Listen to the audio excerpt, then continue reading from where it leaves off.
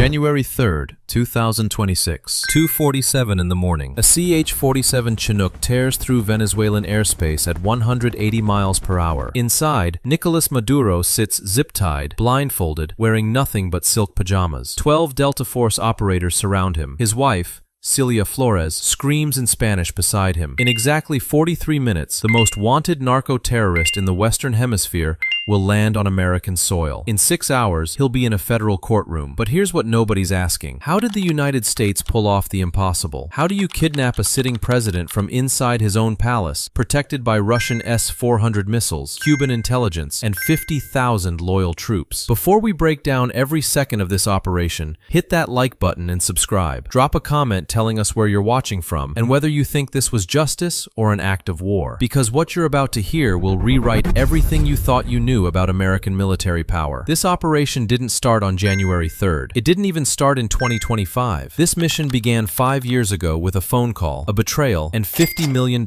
in cash. August 2020, CIA headquarters, Langley, Virginia. An encrypted phone call comes in from Caracas. The caller? A high-ranking officer in Venezuela's Directorate General of Military Counterintelligence. Codename Cardinal. He's been on Maduro's security detail for 8 years. He knows every rotation, every safe house, every escape route. And he's tired of watching his country collapse while Maduro and his generals fly cocaine to Miami and stack euros in Swiss banks. Cardinal wants out. But he wants something first. $50 million. Immunity for his family. And a new life in America. The CIA agrees. Operation Cardinal becomes the most valuable intelligence asset in South America. For the next 4 years, Cardinal feeds the CIA everything. Maduro's daily schedule, his mistresses, his bunkers, the locations of his gold reserves, the names of every Chinese intelligence officer operating in Caracas. But here's the key piece of intelligence Cardinal provides in November 2024. Maduro has stage 2 colon cancer. He's getting treatments in Havana every 6 weeks. Cuban doctors, Russian medications. The trips are secret. Not even his cabinet knows. And every time Maduro leaves for Havana, there's a 36-hour window when palace security drops to 40% capacity. That intelligence sits on a desk at CIA headquarters for 3 months, until Donald Trump returns to the White House. January 20th, 2025, Trump's second inauguration. That night, during a private dinner at the White House, Trump asks CIA Director Bill Burns a simple question. Can we get Maduro? Burns pulls out a folder. Operation Cardinal. 5 years of intelligence. Trump reads for 20 minutes. Then he looks up and says 3 words. Make it happen. But here's the problem. You can't just fly into Caracas and grab a head of state. Venezuela has Russian-made S-400 air defense systems. They have Cuban intelligence embedded in every government office. They have Chinese surveillance technology monitoring every phone call, every email, every text message in the country. One leak, one intercepted communication, and the mission is over before it starts. So the CIA builds a cover story. They call it Operation Distant Thunder. The official story? The United States is planning massive military exercises in the Caribbean, naval drills, air superiority training, show of force to Cuba and Nicaragua, completely routine. Nobody suspects it's a cover for the largest snatch and grab operation in modern history. March 2025, the USS Iwo Jima, an amphibious assault ship, deploys to the Caribbean. Official mission, counter-narcotics operations. Real mission, floating staging base 70 miles north of Venezuela in international waters. On board, members of JSOC, Joint Special Operations Command, Delta Force, SEAL Team 6, 160 Special Operations Aviation Regiment, the Night Stalkers, the baddest helicopter pilots on planet Earth. And they start training for one mission: penetrate Caracas airspace, extract one target, get out alive. But they need one more thing. They need Maduro to be in Caracas, not Havana, not hiding in a bunker. They need him exposed. And Trump has a plan for that. November 14th, 2025. Trump calls Maduro directly. No State Department, no diplomats, just Trump. On a secure line, speaking to Maduro in broken Spanish with a translator. Trump offers a deal. Step down peacefully. Go into exile in Cuba or Russia. Keep your money. Keep your freedom. Or stay in power and face consequences. Maduro laughs. He thinks Trump is bluffing. He tells Trump that Venezuela is a sovereign nation, that America has no authority, that he'll die before he surrenders. Trump's response is ice cold. We'll see about that. That phone call is recorded, leaked to the press 3 days later. Maduro calls it American imperialism. terrorism. He gives a speech in Caracas, defiant, angry. He vows to stay in power for life. And that's exactly what Trump wanted, because now Maduro feels invincible. Now he gets careless. December 2025. CIA surveillance picks up increased activity. Maduro cancels his December trip to Havana. Why? Because he's meeting with Chinese diplomats. China is offering Venezuela a $10 billion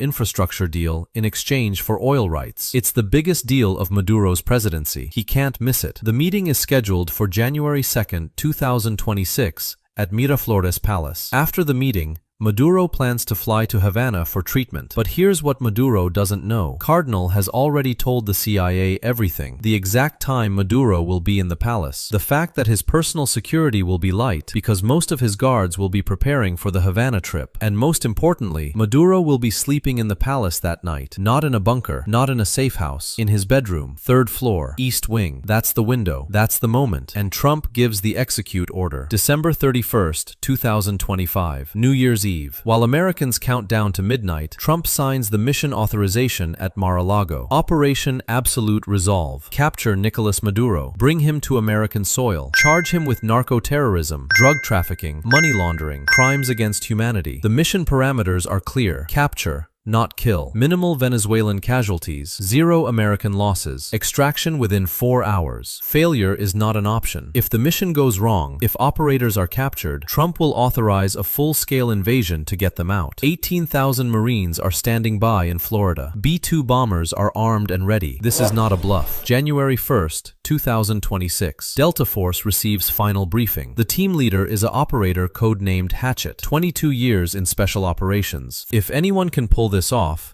it's Hatchet. His team consists of 40 operators. 12 will breach the palace. 8 will provide overwatch. 20 will secure the perimeter and extraction point. Every operator has studied 3-dimensional models of Miraflores Palace for 6 months. They know every hallway, every staircase, every exit. They've rehearsed the breach 157 times at a replica facility in North Carolina. They know the mission down to the second. But no plan survives first contact. And nobody knows what will happen when boots hit the ground in Caracas. January 2nd, 2026. 11 a.m. Caracas time. Maduro meets with Chinese envoy Li Zhang for 3 hours. They discuss oil contracts, infrastructure investments, military cooperation. By 2 p.m., the meeting ends. Maduro is in a good mood. He's just secured $10 billion for Venezuela. That night, he celebrates with a private dinner. Celia Flores is with him, his closest advisors. By 11 p.m., the advisors leave. By midnight, the palace is quiet. Maduro goes to bed. He has no idea that 70 miles north, on the USS Iwo Jima, 40 Delta Force operators are gearing up. Night vision goggles, suppressed HK-416 rifles, breaching charges, flex cuffs, tactical medical kits. Every piece of equipment checked 3 times. At the same time, 6 F-22 Raptor stealth fighters launch from Homestead Air Force Base in Florida. They arrive over Venezuelan airspace by 10 p.m., flying at 40,000 feet, invisible to radar. Their mission is simple. The moment the operation starts, take out Venezuela's air defense network. S-400 batteries, radar installations, command centers. Without air defenses, Venezuela is blind. Meanwhile, a CIA Reaper drone circles Caracas at 25,000 feet. Thermal imaging cameras watch the palace. Every heat signature mapped. Guard rotations confirmed. Maduro's location verified. 3rd floor, east wing, bedroom. He's asleep. The window is open. January 3rd, 2026, 12:30 a.m. USS Iwo Jima's flight deck roars to life. 6 MH-47 Chinooks spin up their rotors. 8 MH-60 Blackhawks prepare for launch. 4 AH-6 Little Bird gunships load rockets. 40 Delta Force operators board the helicopters. No talking, only hand signals. Hatchet looks at his team. These are the best soldiers America has ever produced. He gives one final order. Bring everyone home. 1 a.m. Launch. The Armada lifts off, flying south toward Venezuela. Low altitude, 150 feet above the black water of the Caribbean. No lights, no radio chatter, total silence. F-22s orbit overhead. 3 Navy destroyers stand by in case Venezuela's Navy tries to intervene. 1:45 a.m. The helicopters cross into Venezuelan waters. Still no detection. Venezuelan radar operators are watching their screens, but they see nothing. The helicopters are flying too low. By the time Venezuelan air defense picks up the signal, it will be too late. 1:58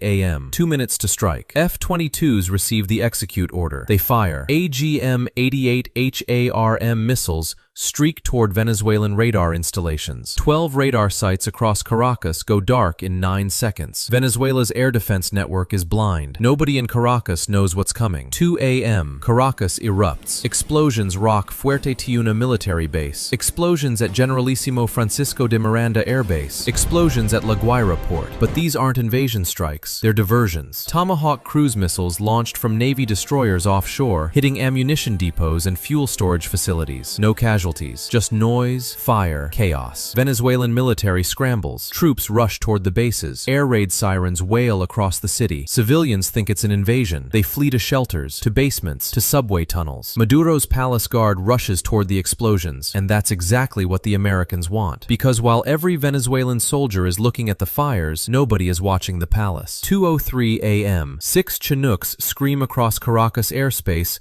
at 180 miles per hour, flying 120 feet above the buildings. Civilians look up, terrified. Black helicopters, American helicopters. The rotor wash shakes windows. Car alarms go off across the city. Venezuelan Air Force tries to scramble jets from Valencia Air Base, but it's too late. F-22s are already overhead. Venezuelan pilots receive a radio warning in Spanish. Return to base or you will be destroyed. They turn back. 2:07 a.m. Lead Chinook reaches Miraflores Palace. The palace is a massive colonial-era building in the center of Caracas, surrounded by walls, guard towers. Normally, 200 soldiers protect it. Tonight, because of the diversionary explosions, only 40 guards remain. They're confused, disorganized, looking toward the fires on the horizon. Nobody's watching the sky. 2:08 a.m. Fast ropes drop from the Chinook. 12 Delta operators slide down onto the palace roof in 8 seconds. 2 palace guards hear the rotor noise. They turn, look up, see the helicopter. Too late. Suppressed gunfire. 2 shots each. The guards drop. The operators move like shadows, breaching the rooftop access door in 4 seconds. Stairwell. Night vision turns the darkness into green light. They descend. 3rd floor, east wing, Maduro's bedroom. Intel says he's alone with his wife. 2 guards outside the door. 2:10 a.m. operators reach the 3rd floor hallway. 2 guards, standing outside Maduro's bedroom, see shapes moving in the darkness. They raise their rifles. Suppressed shots drop them before they can fire. The operators move fast. They've trained for this exact moment 157 times. Muscle memory. No hesitation. 2:12 a.m. They reach Maduro's bedroom door. Solid mahogany. Reinforced steel frame. An operator places a shaped breaching charge on the hinges. 3-second countdown. The explosion is muffled, but powerful. The door blows inward. Smoke fills the room. Inside, Nicolas Maduro sits up in bed, confused, disoriented. Celia Flores screams. 2 operators rush in. One yanks Maduro out of bed, slams him face first onto the floor. Flex cuffs around his wrists, tight. Maduro's face goes pale. He realizes what's happening. You can't do this. I am the president of Venezuela. The operator doesn't respond. He just lifts Maduro like a suitcase and moves toward the door. 2:14 a.m. Operators move Maduro and Celia Flores toward the stairwell. They reach the roof. A Chinook hovers overhead, rotors screaming. Fast ropes drop. Operators clip Maduro into a harness. He's lifted into the sky, kicking, screaming. Celia Flores is next. She's silent now, in shock. By 2:16 a.m., all operators are aboard. Extraction complete. The Chinook banks hard, flying north at maximum speed. Venezuelan forces finally realize what happened. Fighter jets scramble from Valencia Air Base, but F-22s intercept them. Venezuelan pilots receive another warning. This time, an F-22 locks onto a Venezuelan Su-30. The Venezuelan pilot sees the missile warning light on his console. He turns back. No shots fired. 2:34 a.m. The helicopters cross into international waters. Venezuelan missiles can't reach them. They're safe. Inside the Chinook, Maduro sits on the floor,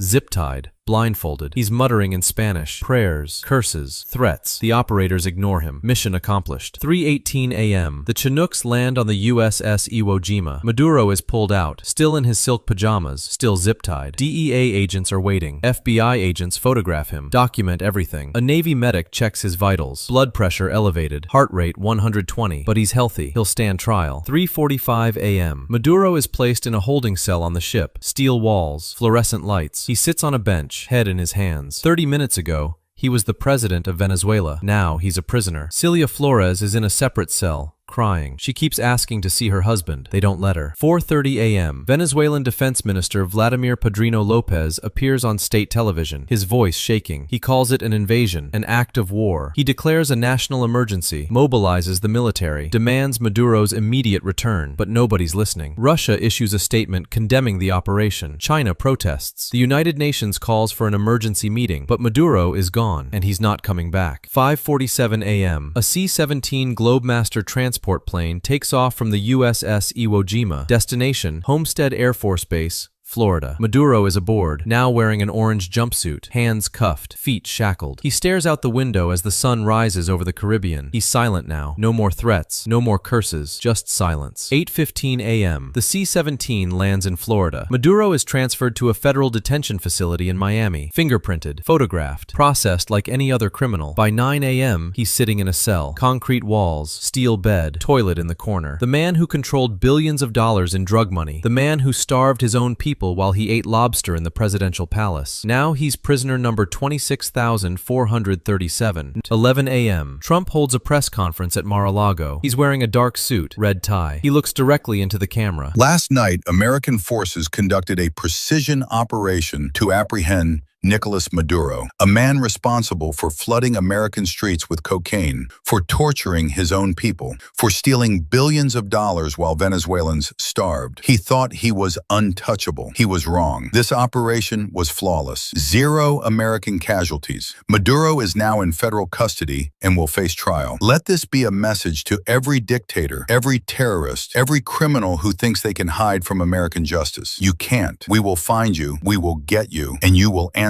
for your crimes. The room erupts with questions. Reporters shouting. Trump smiles, walks off the stage. Mission accomplished. 2 p.m. Maduro appears in federal court in Miami. He's wearing the orange jumpsuit, hands cuffed in front of him. His lawyer, a public defender, stands beside him. The judge reads the charges: narco-terrorism, conspiracy to import 5,000 kilograms of cocaine into the United States, money laundering, crimes against humanity. Maduro pleads not guilty. The judge denies bail. The defendant is a flight risk and a danger to the community. Maduro is remanded to federal custody. Trial date set for June 2026. As Maduro is led out of the courtroom, reporters shout questions. "Do you have anything to say?" Maduro stops, looks at the cameras, and for the first time since his capture, he speaks. This is illegal. I am the president of Venezuela. The United States has no jurisdiction. This is kidnapping. This is an act of war. The guards pull him away. The courtroom doors close. By the end of January 3rd, Venezuela is in chaos. The military doesn't know who's in charge. Padrino Lopez tries to assume control, but rival generals challenge him. Protests erupt in Caracas. Some Venezuelans celebrate Maduro's capture. Others riot, calling it American imperialism. The country teeters on the edge of civil war. Russia and China condemn the operation, but take no action. They issue statements. They complain to the United Nations, but they don't intervene because they know the truth. If they try to rescue Maduro, if they send troops or ships or planes, America will respond with overwhelming force, and nobody wants that war.